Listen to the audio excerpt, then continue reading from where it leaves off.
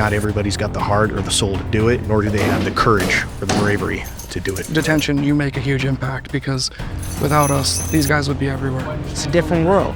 You watch TV, you watch cops, you watch jail, you watch all these different shows, but they didn't prepare you for coming through the gate here in your own city. There's some crazy stuff that happens in there. I mean, some things you wouldn't expect. It's one of those things where, like, I get to tell my family I did this, and they're like, wow, like, to know there's people like that,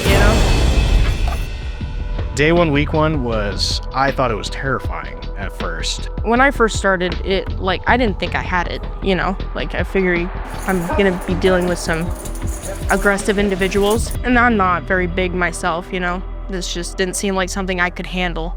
Obviously started in the classroom for 4 weeks, and it was like day 2, and they took us over to the secure side, and everyone's like on the windows, checking you out.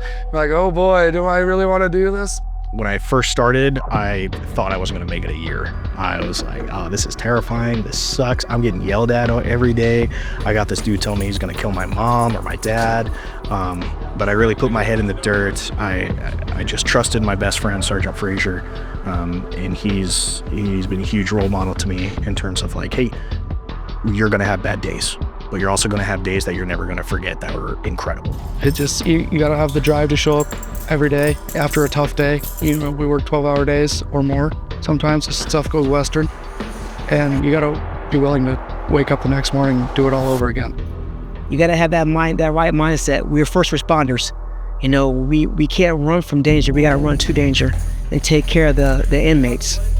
That's our job. That's our duty to this community. We don't fight alone. We fight to win. We don't lose.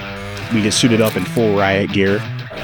Obviously, we look like black stormtroopers from Star Wars. When you attract someone, you got 5 guys in full gear. You got 1 guy on a taser, and then you got a team lead, which is normally a corporal or sergeant. That gives them that last opportunity. Like, are you going to comply with us or not? Because I got my team right here, and they're going to come in and they're going to make you comply. It's one of the scariest and coolest things that we do, because most of the time we don't want to suit up, is what we call it, unless there's no other option. So you got to have your head on a swivel, because these guys could flip on a switch and you don't know.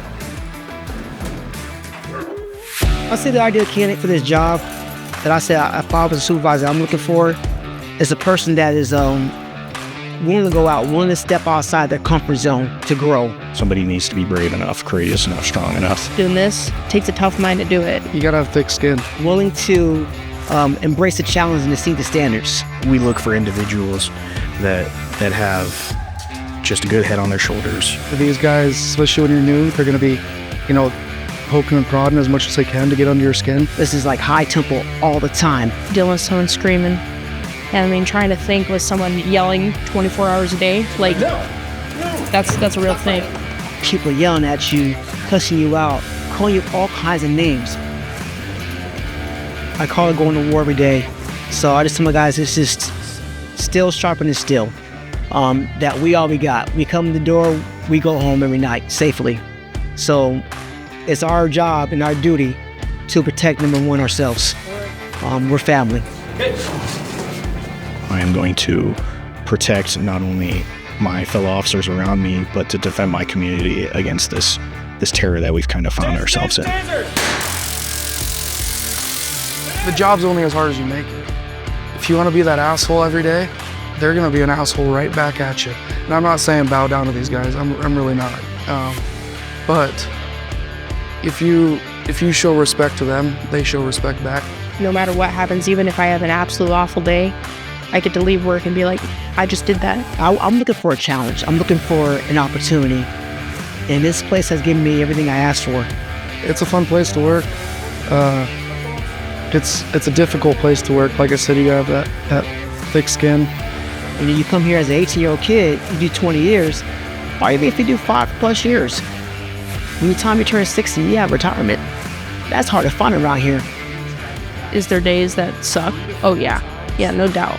I mean, just the other day I was like, oh my gosh, why do I do this, But in all reality, it's probably the most rewarding job I've ever done. The benefits outweigh the cost right here, because at the same time, once again, like I said before, you're changing somebody's life. you're doing things that you don't even think yourself can do. I got to come every day and be a better person for my community.